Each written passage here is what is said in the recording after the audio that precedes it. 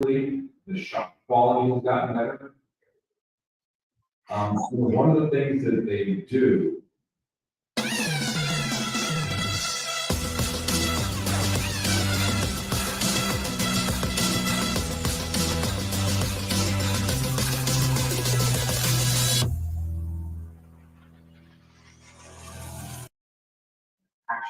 Welcome in, everybody, to NFL Kickoff Live. It is the best hour of football talk every single Friday. We'll go around the NFL, talk about every team and every single game, and we'll get local insight you can't get anywhere else but right here at Locked On. I am your host, Tanitra Batiste, alongside Jarvis Davis and Kyle Krabs. Let's go straight to Thursday night football. Oh, my God, what a game out in Big D. And I think Jarvis, and Kyle, look, any one of you guys can hop in, of course. But, Kyle, for me, I actually watched that game, and it was one of those interesting ones where in the beginning, Seattle definitely, Geno Smith to DK Metcalf was a thing. And it was one of those situations where you thought, okay, here's the first team that Dallas has played pretty much this entire season with a winning record, and they're showing that they can actually be competitive. But, of course, then there was this guy called Dak Prescott that did his thing. Yeah, I think that Dak Prescott's play the last month and a half has really been one of the storylines of the season. And it's not often that you see a Dallas Cowboy player get overlooked in some of the big picture conversations. But that MVP race, Dak's looking really interesting.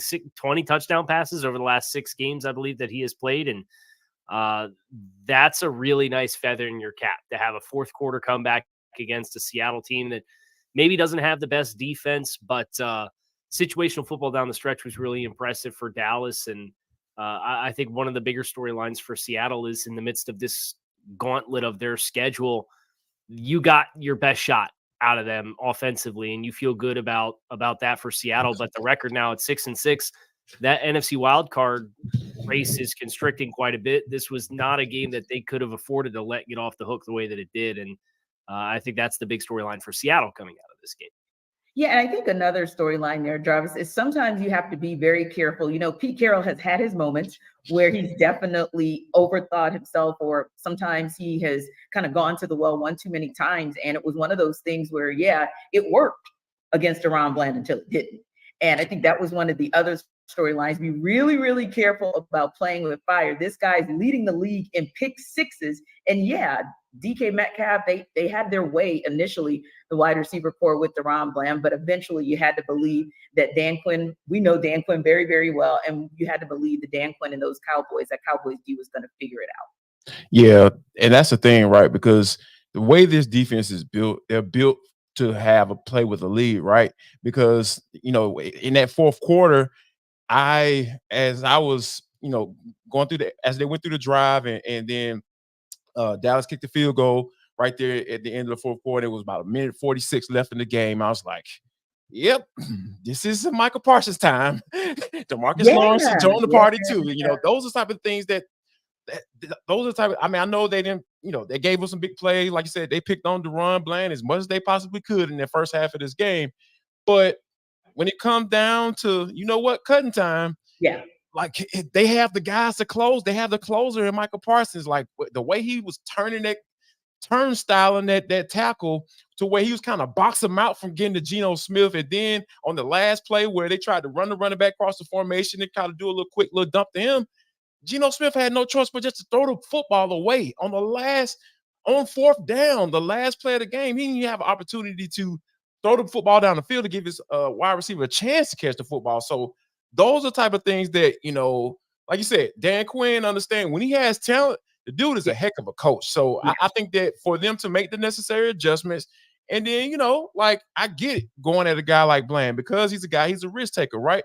But if you look at those throws, even on that DK Metcalf touchdown, that was a very precise throw. That was the only place that Geno Smith could have put that football, and Deron Bland picked that bad boy off. So he was making some Geno Smith was making some good throws.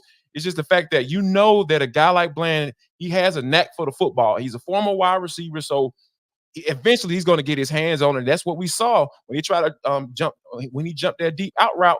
It was just all right. Just what we used to seeing. And then when it came down to make a play at the end of the game, you saw guys like Michael Parsons and DeMarcus Lawrence starting to do their thing. That's what they're built for. And KC, the conversation, of course, to start the game, but definitely to end the game, because Dallas was able to battle their way back into a win, was whether or not they've also battled their way back into the conversation along with the Eagles and the 49ers, who we do definitely know are the cream of the crop for the NFC. And that upper echelon match down, we're going to see it kind of play out in full this weekend. We'll talk about it, of course, in the segment coming up. But just out of curiosity, did you see anything in last night's game that made you think, okay, this Cowboys team actually deserves to be in the conversation with these Eagles and 49ers teams? Well, you love the fact that they put up 40+ points for the fourth time in 6 games. I mean, they are really hanging points up on the board at a crazy level. And, some of that comes from the defense with the scoring defense and all the pick sixes from DeRon Bland. So they get a little extra juice there.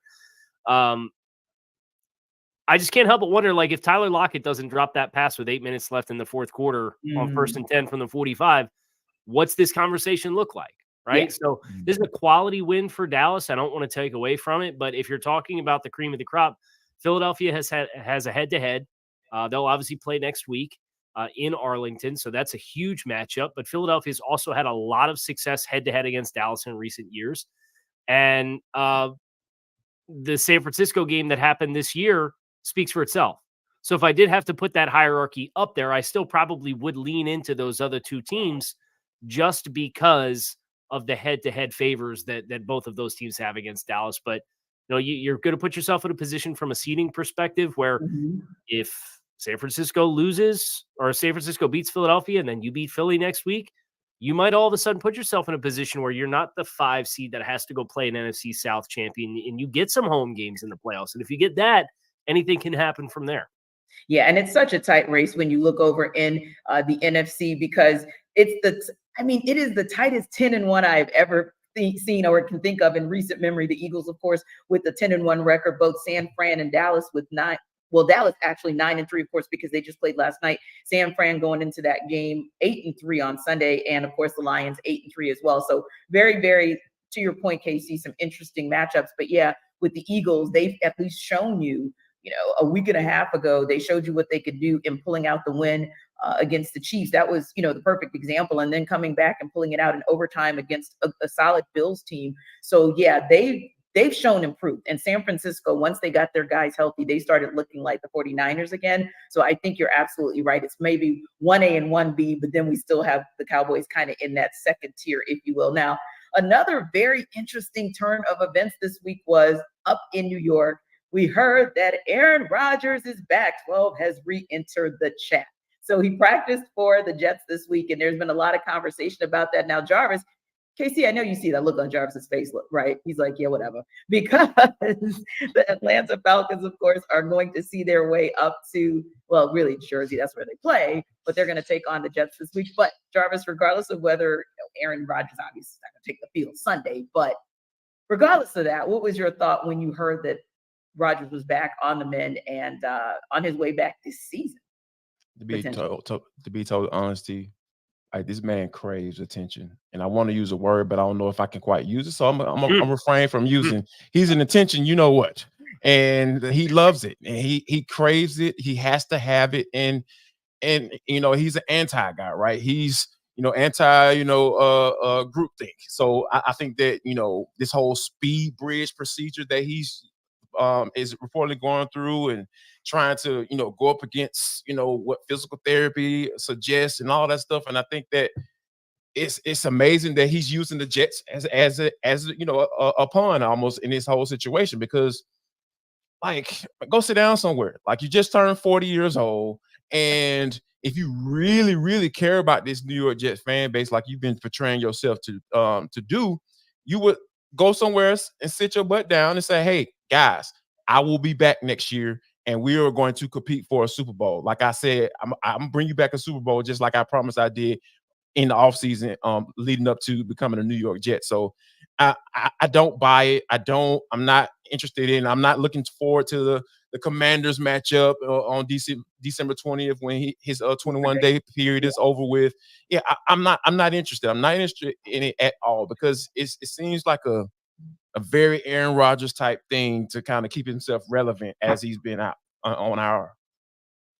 So Casey, I'm looking at your face as well, and you're like, yeah, you got a little look. I want to know what that's about when you're thinking about the news that Aaron Rodgers is back to practice and he's now within his 21-day window of potentially returning this season. Tanisha, I want to know what gives. You said Aaron Rodgers has re-entered the chat as if this man has ever left the chat. Right. This storyline's not died once. We've heard from Aaron every week. But I go on Pat McAfee and tell the whole world what we had for lunch. Blow by and what our blow, latest play by tips and play, our right? rehab. Look, I'm not a part of his rehab team, but my degree is in kinesiology and exercise science. And when he goes on the week of getting his practice window open and says, I'm up to 8 miles per hour on the rehab treadmill with 70% of my body weight. We're not close, guys. Like, that's not even close to being able to go. And then you watch him out there at practice and you see how he's working through things and he's moving. We're not close. Like, this isn't going to happen. And if it does happen, he's going out there at like 50%. And for his mentality to be, if I go out there because we're not mathematically eliminated at 50%, what's the worst that happens? It blows again. And that's the thought process. More power to you if you want to do that. But, this late stipulation, the fine print here that we only really got to once the calendar flipped past Thanksgiving is, oh, yeah, we have to be mathematically eligible to make the playoffs for this to happen and for it to make sense for me to come back. That ship going to be sailed. So, all of this, we have successfully milked this storyline for all that it is worth. Congratulations. We have reached the practice window. I saw the practice footage from yesterday. He's not even close. So you can open the practice window and Robert Saleh's sailing point is, well, he gets to practice and do his stuff with his teammates as compared to doing it off on the side. Okay, great. But, the headline is just Aaron Rodgers practices and everybody loses their mind. The fine print is there. REALAX, relax, to quote Aaron Rodgers. This is not going to happen. Yeah, and I think you're absolutely right. Like, there's been so much attention paid to that. And of course, we would be remiss if we didn't bring it up and have some conversation and some commentary about it as well. But real talk, yeah, I mean, you're looking at a team that's up and down. You don't kind of know what you're going to get from them week to week. I mean, literally, I'm looking at a record, for example, and I say from week to week, but honestly, the last 4 weeks, we know what we'll get from them else. That's because that's what they've produced. So at the end of the day, you're looking at a team also that's 4-7. Weirder things have happened, but you would essentially have to go 5-0 to have even a snowball's chance, right? Or I'm sorry, 6-0, really and truly, to have even a snowball's chance to get out of a very difficult AFC. Heck, you're not even getting out of your division, if we're being honest about it, Kyle, right? So if you can't get out of the division as kind of your part one, like, where's the path there? That's what you should be focusing on. Or your conversation should be more focused on, you've got a team in the Atlanta Falcons that's coming into town who you're going to be facing one of the top run offenses in all of football, and you're the second worst run defense in all of football. That really is what the focal point should be in New York. Not so, Jarvis, or not? Yeah, like how I mentioned, like, this is all part of his plan. Like, I'm giving Aaron Rodgers a lot of credit. Like, this is all part of his diabolical plan to stay relevant. And it sucks because at the end of the day, like, when you're the quarterback is being questioned as to whether or not, Robert Saleh should stick around as a head coach. It's like, why are you asking the quarterback that? A guy that's supposed to be on IR somewhere, go rehab it. You know what I'm saying? Like, Kyle, man, I think you need to call Aaron Rodgers and give him some good advice, man, some good sound advice to say, hey, man, if you want to continue to play, you might need to sit your butt down somewhere. So yeah, I'm kind of in the corner of, this game has a lot better storylines to be having conversations about. Like, you got the division leader for a bad division, we're going to be honest, coming in town, and they're coming off of rushing for over 200 yards, over 400 yards in the past couple of games. So this is a team that's trying to get some type of momentum, going here. And we're sitting up here talking about a quarterback who we know, with anybody with common sense, is not going to play. Well, you know what? That's why we're putting that conversation to rest, and we're no longer going to talk about that quarterback. We're going to talk about some QBs and some teams that are actually worth our time Eagles and 49ers, a big showdown this coming weekend. We'll talk about it on the other side, but first, Jarvis is going to tell you guys about FanDuel.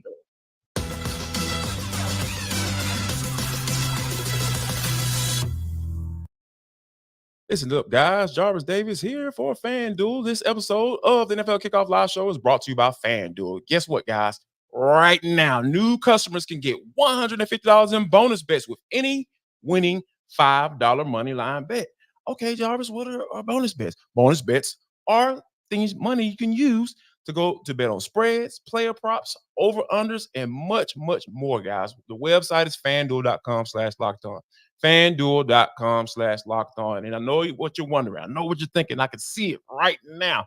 Well, Jarvis, man, I don't want my information out there and all that stuff. No, man, you don't have to worry about that with FanDuel. The app is super safe.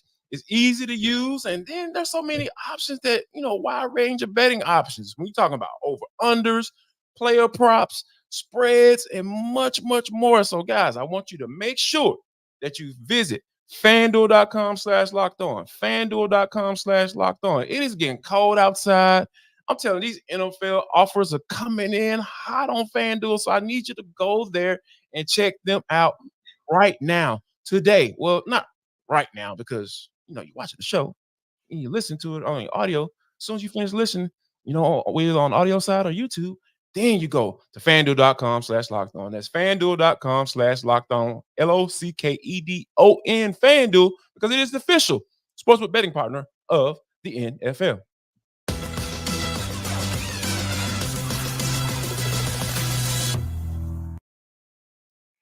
Guys, I don't know about you, but I am absolutely, positively salivating over this showdown that could be a preview of the NFC Championship game. I'm talking about the Philadelphia Eagles, the San Francisco 49ers, two teams that, like me, believe that we will see them deep into January, maybe even one of them in February. So this week, they're going to face off, and our Locked On 49ers host, Brian Peacock, alongside our Locked On Eagles host, Gino Camilleri, break down a potentially dangerous, strange, interesting trend out of Philly this season.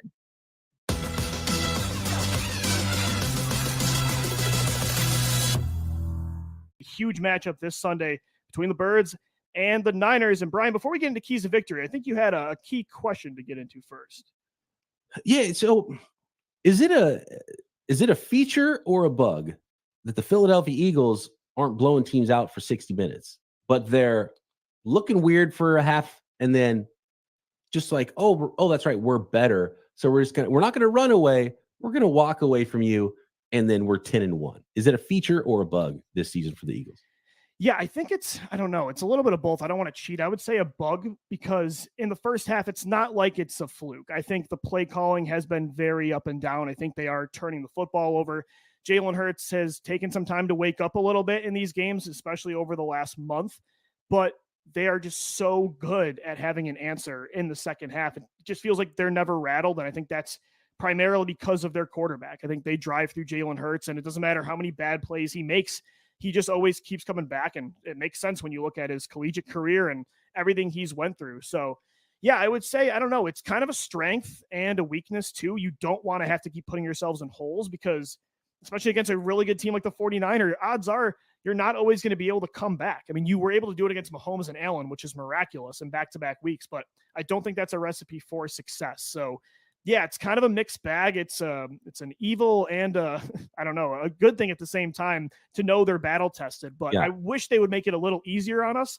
I will say they've had some complete games this year. They put a complete game together against Tampa Bay, against the Rams. I would even say the Miami Dolphins. Dallas, they played pretty well for 4 quarters, but yeah, lately it's taken them a little bit to get going. And I think against the 49ers, that's going to be a huge key because they play great with a lead. And I think at times they don't play great when they're trailing. So I think both teams are going to be really fighting to get that lead early on in this football game.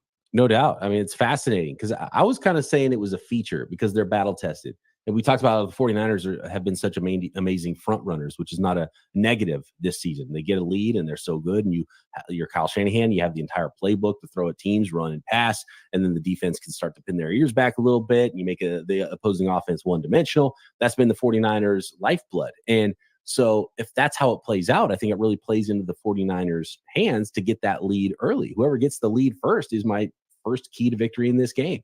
And the 49ers have proven this season that they're so much better playing with the lead than not. And what's fascinating is that the Eagles have proven that they can play without the lead too.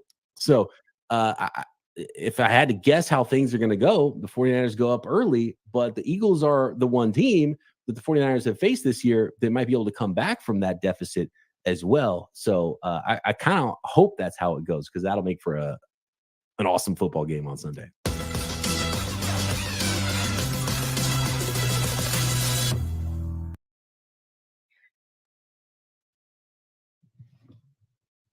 Come on back. As I was listening to Brian, I know it just muted itself. I'm like, oh, you don't want to hear from me anymore? Live on NFL Kickoff Live crew, what's up? Anyway, we know that happens from time to time. But my point being, Jarvis, it's interesting in listening to what Brian said at the end. It was almost like he was making his case and unmaking his case all at the same time, because he said that the one thing that the 49ers, well, the one thing that could happen is whoever is that team that goes up first is a team that's probably going to win the game, which the 49ers tend to jump out to a quick start. But then he had acknowledged the fact that, you know, like Lou was talking about, the Eagles are the one team that, I mean, they just kind of sit back and take your best shot until about 59 minutes into the game and decide, okay, we'll just smoke you. And so how do you feel about that in terms of your reaction to, okay, if the 49ers jump out, does this mean that that's it for the Eagles because this is the one team that can stop them from coming back? Or will the Eagles still be good to go regardless of if the 49ers jump out first? I feel like the Eagles be good to go because, you know, when you think about like all of the games that we've watched, you know, the Eagles play this year, like you're talking about one-score games. I will never look at that as a detriment in the NFL because, hey, like one or two plays determine games pretty much each and every Sunday, unless this is just a bad matchup. So when you come into a matchup like this, you know, a one that could potentially be an NFC championship, like we talked about earlier, that's what you look for. You look for teams that have been battle tested. You look for teams who've been in dog fights, so to speak, or bar fights, because when in bar fights, there's no rules. You know, it's, you know, people out there just like, okay, people out there just fending for themselves, and they're going out there and trying to figure out a way to get out of there with the win. In this particular case, you're talking about winning a football game. So I tend to lean towards the Eagles because they are a team that's well balanced, and you know, that's what you always look at when you talk about going into matchups like these with two really good teams.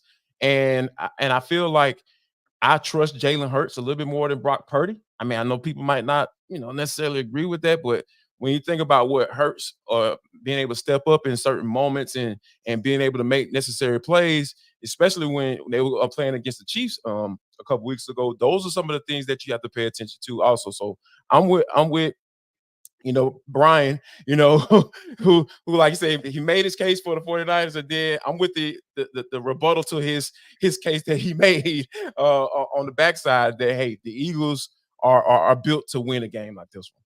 Yeah, and honestly, Kyle, I thought that the strange but dangerous play they were going to talk about was the tush push, but it works. I mean, the Eagles have that thing perfected. And I think the other piece there is this, in addition to what JD was saying about how the Eagles came back against the Chiefs, I think that it gets maybe lost in the shuffle that they didn't just come back and beat the Bills. They beat them with a touchdown, and they beat them without Lane Johnson. And so when you start talking about some of the things that the Eagles have endured, I feel like sometimes those things get overlooked as well. But kind of what are your thoughts on where this Eagles team, no pun intended, but where this Eagles team will land based on how they do or could potentially do against these 49ers Sunday? Yeah, just as a follow-up on the one-score game dynamic, they have two more one-score wins this season than San Francisco has in all of 2022 and 2023 combined, which is a full extra season's worth of games. So that ability to win close, win ugly, win gritty, win dirty, like San Francisco has done it, but like Philadelphia this season, it's kind of been like the book for them. So I think Philadelphia can win in more ways, where I think San Francisco has kind of a more defined pathway to beating you, kind of their plan. And I think they're very well-rounded in what they do offensively and defensively. They are one of the teams in the league that throw the ball the least, but they're the most efficient per attempt passing offense in the league because of the weapons that they have on the outside. Ayuk's averaging almost 20 yards a catch. Yeah. So much of that is run after catch. Christian McCaffrey, that's the centerpiece, the vehicle of this offense is the trade deadline last year. I think there's a game script for San Francisco to really take control of this game and take advantage of it and kind of smother Philadelphia. But I don't necessarily know that they're going to get to that script. So I do think this is going to have to be a win dirty game for either team. The good news is either team can do it. One team is just doing it at a higher rate this season than the other. Yeah, and amazingly so, Kyle, the one team that's doing it at the higher rate is actually the underdog. Just saying. But, Gino Camilleri and I talked about that. He, of course, is the co-host with Louis DiBiase for Locked On Eagles. And we talked about the fact that for whatever reason, they're still in Philly trying to put some respect on that team's name and trying to put some respect on Jalen Hurts' name. And it just isn't happening. So I suppose maybe Casey, maybe JD, if you beat the Chiefs, and then 6 days later, you beat the Bills. And then 10 days later, you beat the 49ers. Maybe that's the kind of 1, 2, 3 punch that you'll need in order for you to get the respect that you deserve. But that said, I think also there's still some opportunity out there for some teams to make a statement that they can actually be that team that heads to the NFC Championship or meets one of these teams in the NFC Championship. So Jarvis, what team do you feel is still out there in the NFC who could beat either the 49ers, the Eagles, or both? Wow, that is a really good question because like going through this was a hard one because I was a month ago would have been different, right? Right, yeah. Probably about 2 or 3 weeks ago, I would have Lions would have been the first name to come to mind, but that got Jared Goff starting to shine through a little bit. Old Rams, Jared Goff. The reason why Sean McVay said, hey man, I'll let you, bro. Go ahead and get you on, take your little one-way trip to Detroit. And give me Matt Stafford. Like I need that. But it's and that's the unfortunate thing because like you see the downfalls of that team. And it's kind of hard to when you start matching them up against a team like the Eagles or the 49ers, it was just like, oh man, given the way y'all been playing. But on the other side of that, it's kind of hard to ignore what the Cowboys are doing. I know they're the Cowboys. I know everybody, they're the butt of a lot of jokes as far as playing in big games. But the way Dak Prescott has been playing, like the man is legitimately in the MVP conversation in the NFL. So I think that I would have to put the Cowboys, they surpassed, to me, in my book, the Detroit Lions. So that's kind of where I'm looking at. I'm leaning towards D-Town and what they've been doing as of late because I've always believed in the defense. It's just not, I don't know what Dak gonna do and when it comes down to it. But as of late, he's been doing it.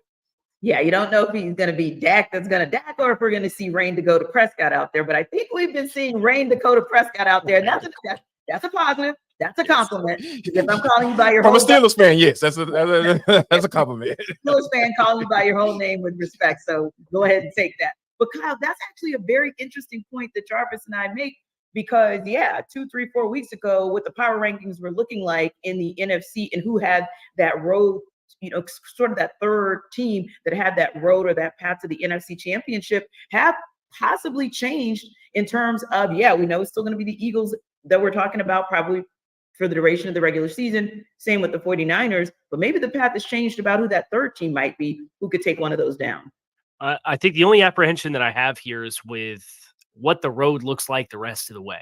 Yeah. I would agree Dallas is comfortably playing better football right now than Detroit is coming off that Thanksgiving loss against the Green Bay Packers. But Dallas has the league's third highest remaining opponent win percentage of any team in the league. They have to play Philadelphia again. They have to play at Buffalo. They have to play at Miami, and they play Detroit. And that's, only so many games left on the schedule. You got 5 games left. That's 4 of your 5 games. Yeah. So if they're going to be in a position to chase down Philadelphia, A, they're going to have had really earned it. But 2, I think if you're going to beat one of these teams in the playoffs, you're going to have to, your chances are much higher if you play them at home. So I think that's where I still kind of lean into Detroit a little bit because we're expecting them to win that division. They're at New Orleans this week. I think that's a very winnable game with the struggles that New Orleans has had recently. Indeed. So I think Dallas is playing better ball, but I think the pathway is still better for Detroit to be the team that does it. Yeah, and that makes perfect sense because oftentimes, it's not about how good or bad you're playing. Sometimes it's just a game of luck. I mean, if we're being honest, and it sounds like, to your point, Dallas has just that harder road to kind of travel than, say, the Lions have to. So it would be interesting to kind of see how this plays out, especially because, as you mentioned, Casey, there are so many head-to-head matchups of these teams that are vying for those top seeds in the NFC. Now, as we prepare you for the NFL week with Sell Me Why, Jarvis first is going to tell you guys about and sell you on Game Time.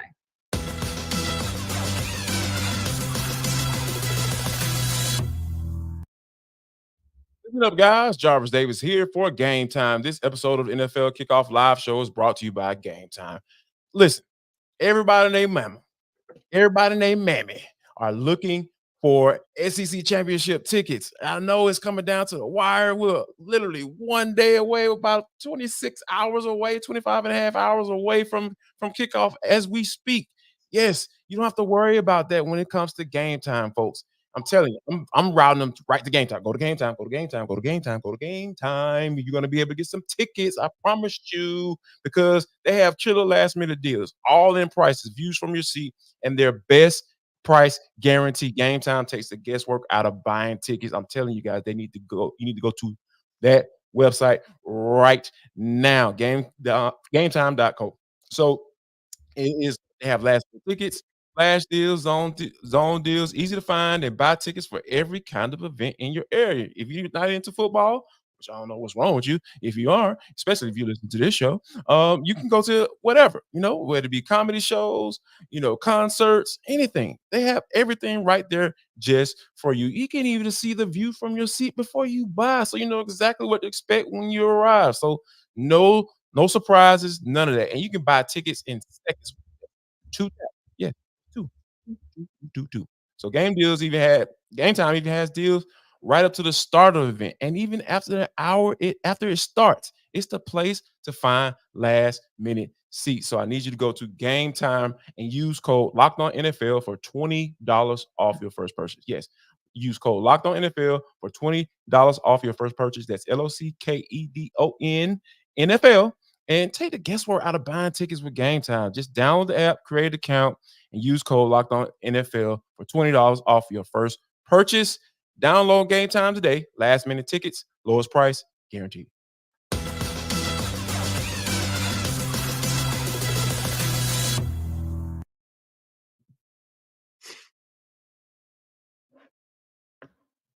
Got you again. T.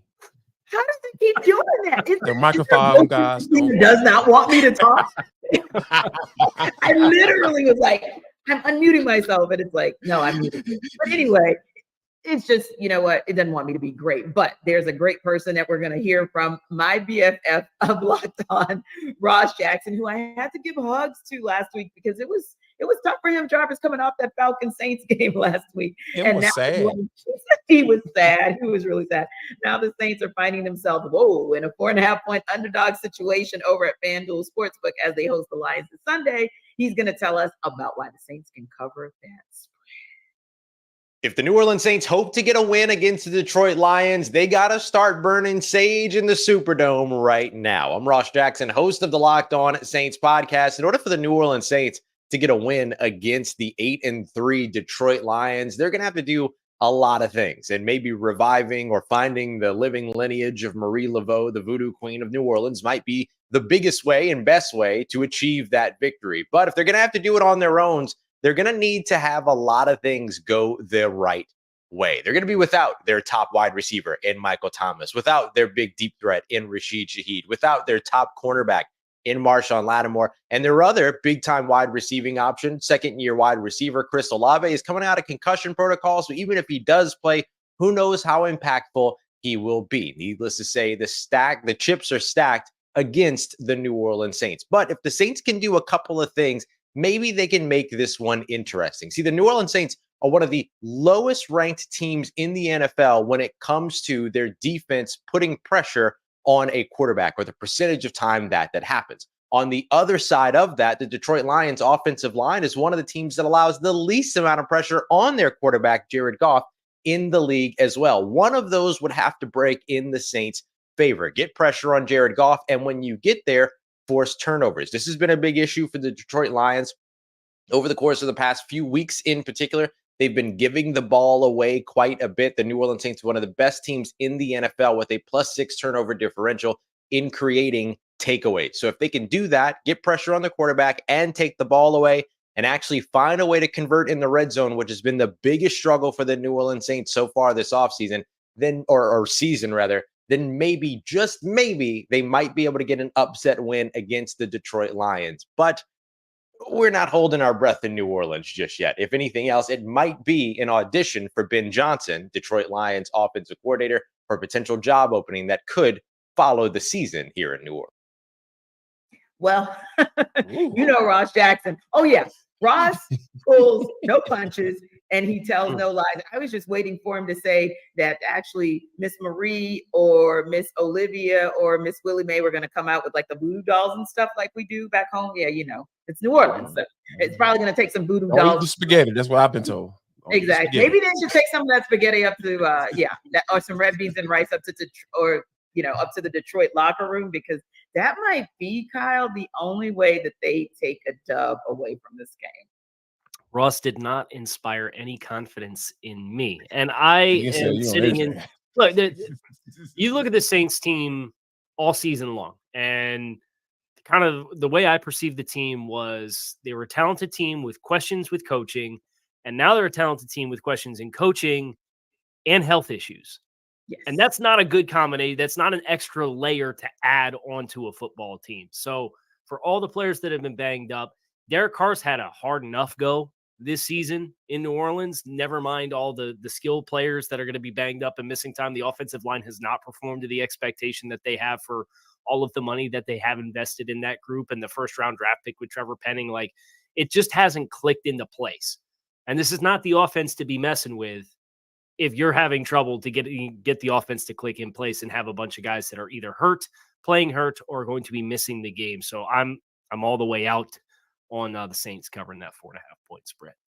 Yeah, and Jarvis, just thinking back to the game last week, taking nothing away, by the way, from what the Falcons O-line was able to do, but literally I felt like Cam Jordan was a step slower than maybe I'd seen him in recent games, and I felt like everybody on that Saints team seemed to, as the game go on, it seemed like they were more and more and more on their heels until, the Falcons were just able to kind of drive them into the ground with their ground game.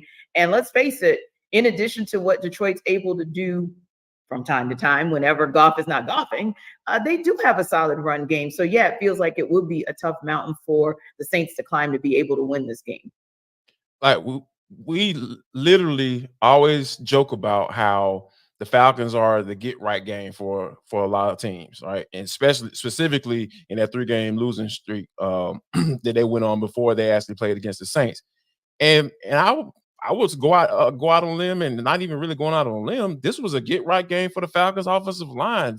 Like, they literally dominated on both sides of the football up front. And we don't talk about Falcons teams like that. I mean, just to be quite honest. So yeah, Cameron Jordan, yeah, he should be slowing down at this point, because I haven't seen a slow down Cam Jordan before. Like, so I was quick to point that out last week, at Mercedes-Benz Stadium. So yeah, when you're going up against a physical type team, that the Lions, we know Dan Campbell is the head coach of that team. You're talking about biting ankles and knees and all that stuff.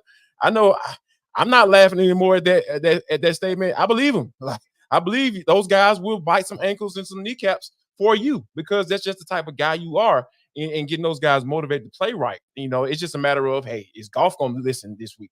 But that's the only thing. I think that's the X factor in this game. If Goff starts golfing, right? I love using that term, by the way. Shout out to Jason Goff, our guy. I don't know why it just popped in my head, but I'm going to say it anyway. But if he starts golfing, there's going to be an opportunity, for the Saints to get there. But I think, like, this is a storyline game, right? The underlying stories for this game have nothing to do with whether or not the Saints are going to win. It has to do with Pete Carmichael and Dennis Allen throwing his players under the bus and all this type of stuff. It's just too much going on with this game that I feel like this is a get-right game for the Lions. They're going to avenge that loss against the Packers on Thanksgiving and go and get a win and start to potentially get back on track. And now a team that is not, I feel like, in that same situation, because they certainly aren't the clusterfuck that we're seeing in, at least in the Saints, but it might be a similar situation, Kyle, in when you look at the Miami Dolphins and you look at the Washington Commanders, meaning one team is a clusterfuck and one team is not. So maybe it's a similar situation off field in this upcoming game. And we're going to hear a little bit more about that from David Harrison from Locked On Commanders. He's here to tell you why the Commanders can cover as 9.5-point underdogs against the Dolphins.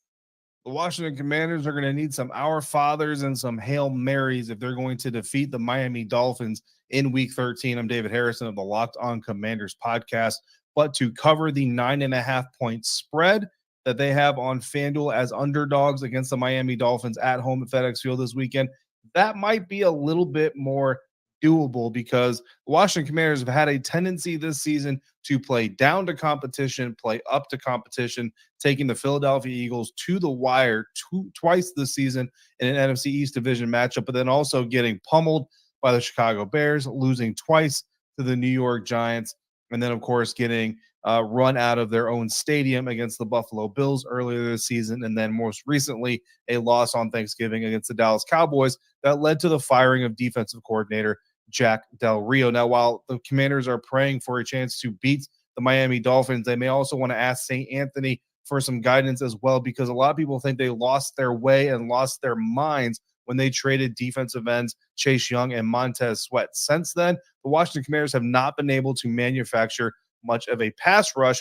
and their defense has not only continued to struggle, but has actually gotten worse. Ron Rivera, the head coach of the Washington Commanders, is taking over the defense beginning this week, and he says he plans to simplify some things, but is also looking for ways to get one-on-one matchups for defensive linemen Jonathan Allen and Daron Payne. What that will entail specifically, we do not know yet. We will see that unveiled against the Miami Dolphins on Sunday. If they've got a prayer of a chance, that defense is going to have to play well, pursue very, very well up front with the first and second level defenders taking care of business, tackling guys like Tyreek Hill when they get the ball close to or at the line of scrimmage, while letting their safeties play top coverage to keep them from blowing the top off the Washington Commanders defense. It's going to be a tall task, a hard task, and one that a lot of defenses in the NFL, better than what the Commanders have been so far, have not been able to do.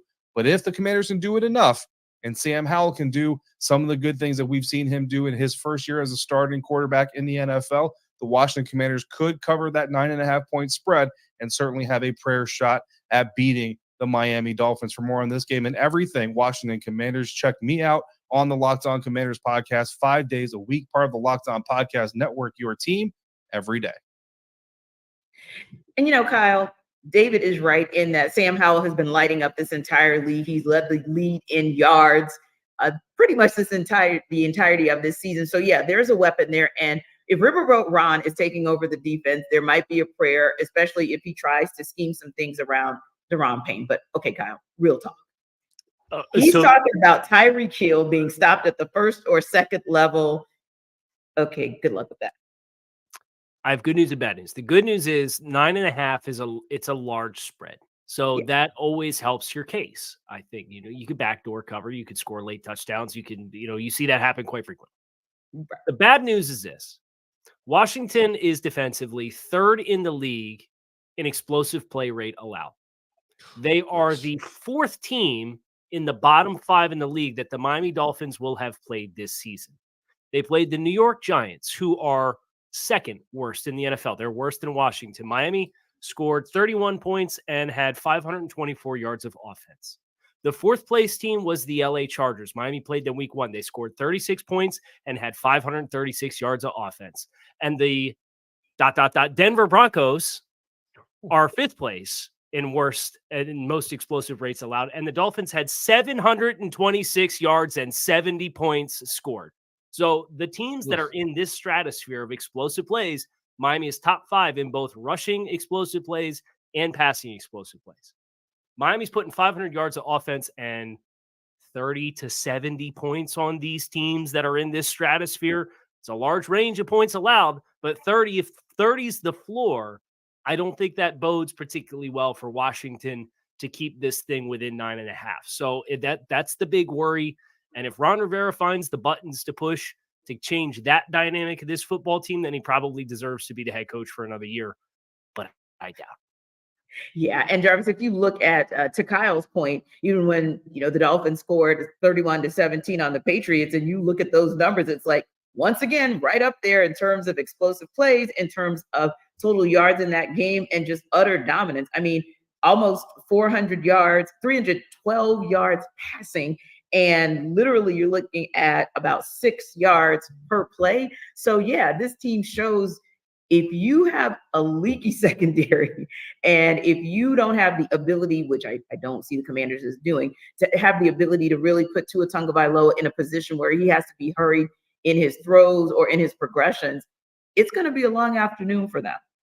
Yeah, it's like this is a type of team that's fun to watch, right?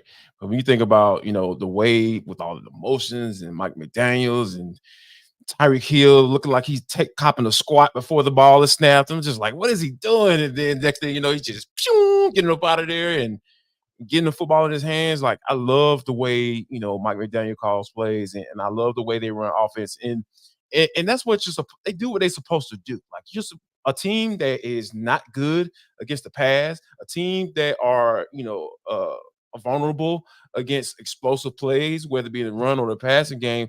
Like, you love teams that take advantage of that. And I really, you almost appreciate it because, like, let's face it, like, it's been a little weird. Like, the quarterback play has been down this year for the most part.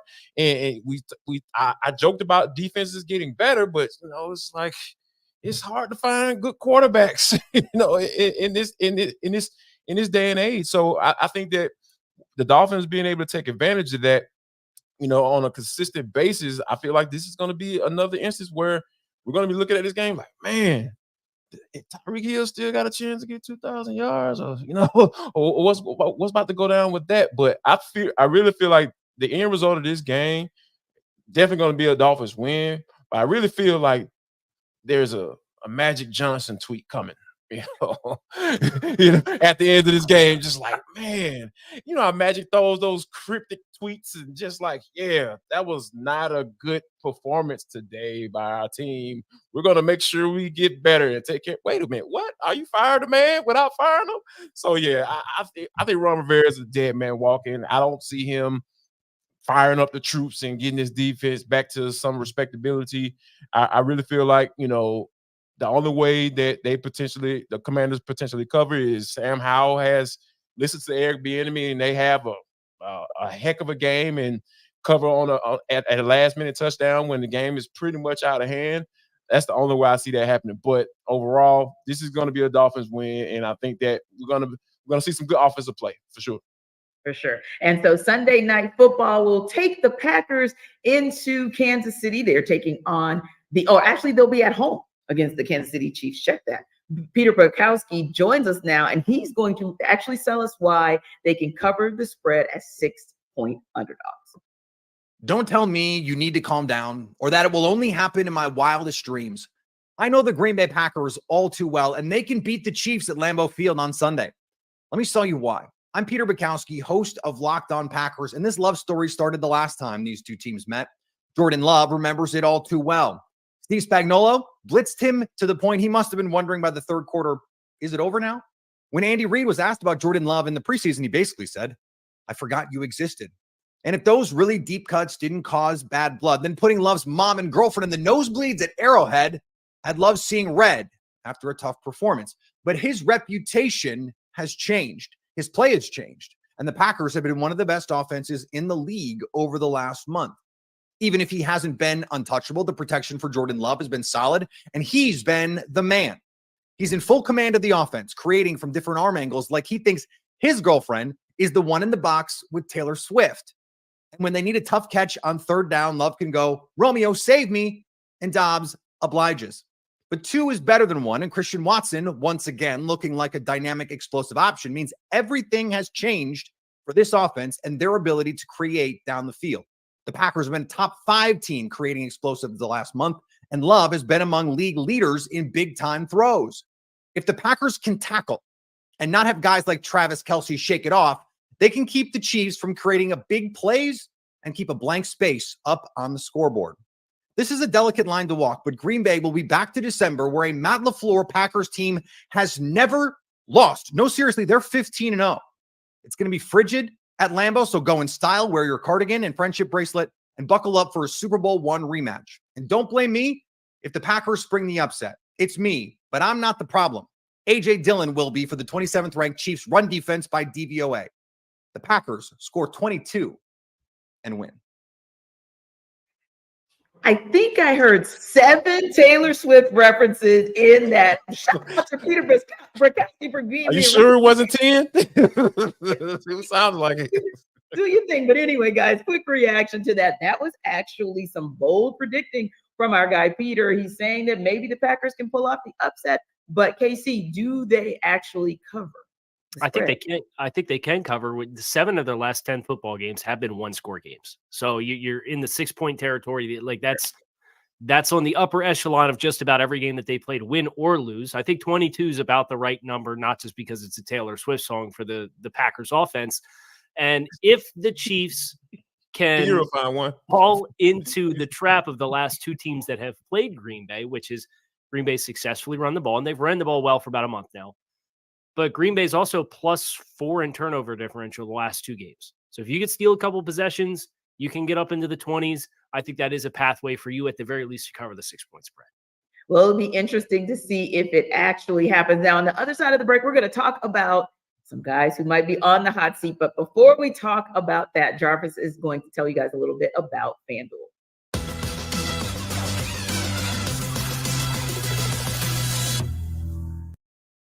Listen up, guys. Jarvis Davis here for FanDuel. All right, this episode of NFL Kickoff Live Show is brought to you by FanDuel.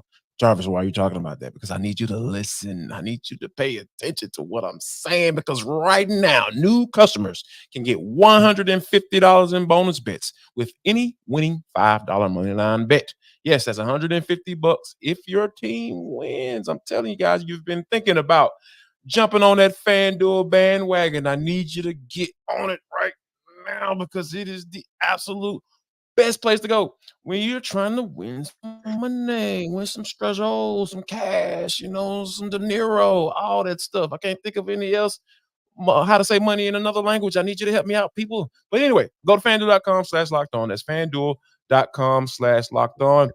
Well, the app is super safe, guys. It's easy to use. There's a wide range of betting options, including spreads, the player props. We just talked the over-unders and much, much more. We just got talking about spreads and whether teams are going to cover or not. You can go to FanDuel and place a bet. And all you got to do is place a $5 money line bet, and you're going to get $150 if you're a new customer. So head to FanDuel.com/lockedon. That's FanDuel.com/lockedon, and kick off the NFL season with FanDuel, because it is the #1 sports book in America.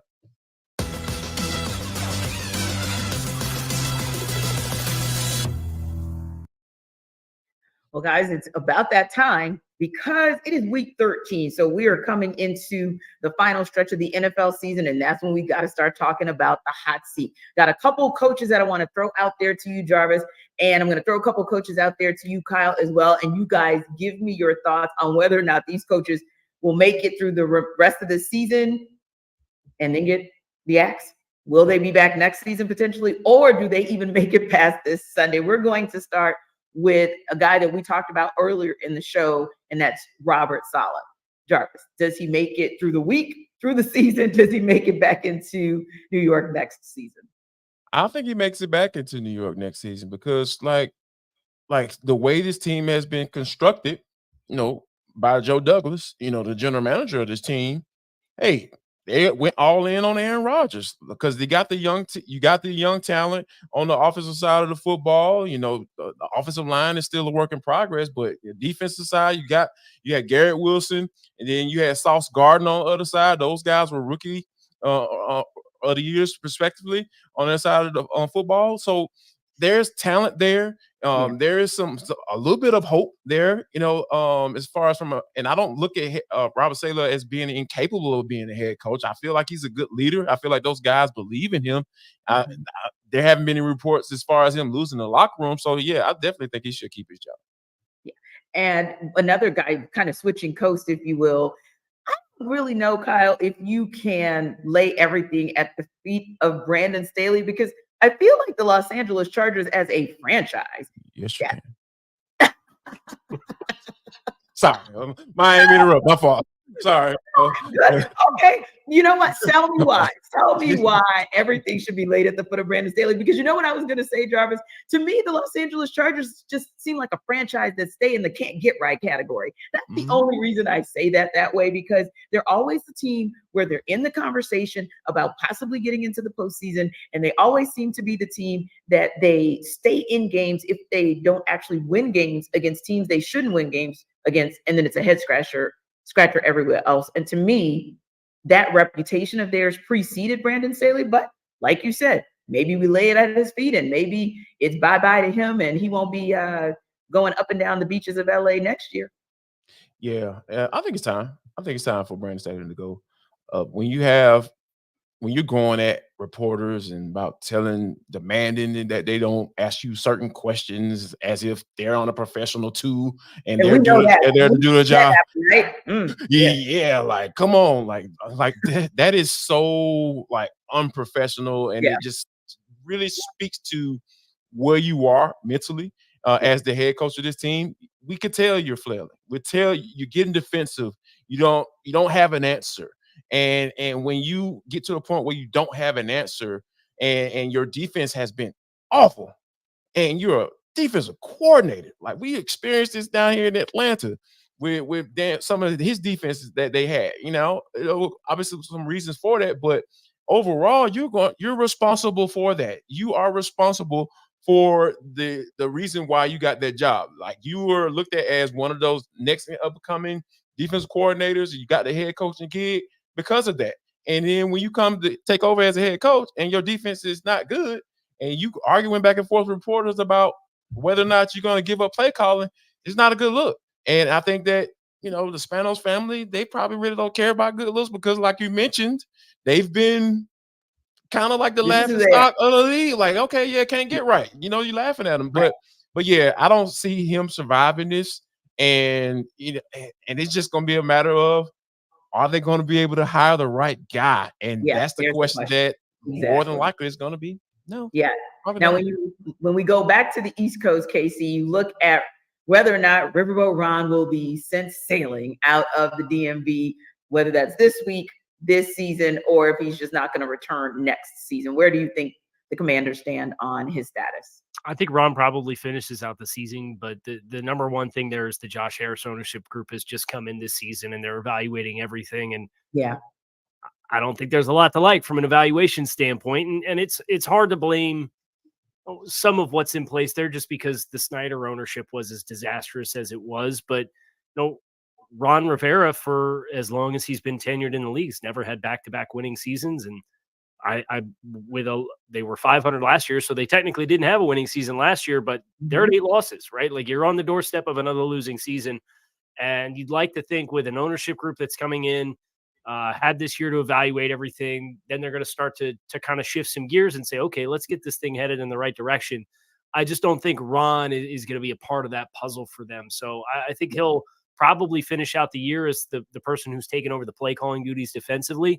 And a long tenured NFL coach, but I do not see him back with that team again next season. Yeah, and ultimately, when you decide to part ways with Montez, I think Chase Young was a slight bit more understandable, but when you start going down that path, it almost feels like you're just going to go into full-blown rebuild. And Casey, I'll wrap up with this one because this is a tough one just because of all of the success that we've seen come out of New England for the last couple of decades. But real talk, you cannot overlook what's going on in New England today. Where has the road ended for Bill Belichick and Robert Kraft?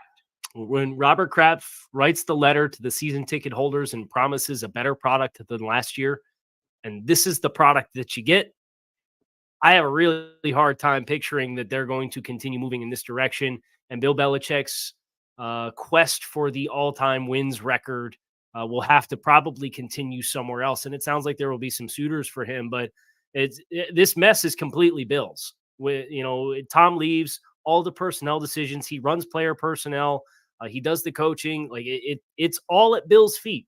And this team has regressed for effectively 3 consecutive seasons now.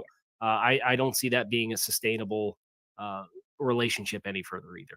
Yeah, you're right. And for all the good that he's done, the last 3 seasons are what they are. But yeah, I don't doubt that if his time in New England has wrapped, that there will be another team knocking at his door come next season. Listen, we appreciate you guys for stopping by NFL Kickoff Live as always. It's going to be a great weekend of NFL football. Come back next week and we'll be ready to talk about another great week. Have a wonderful weekend.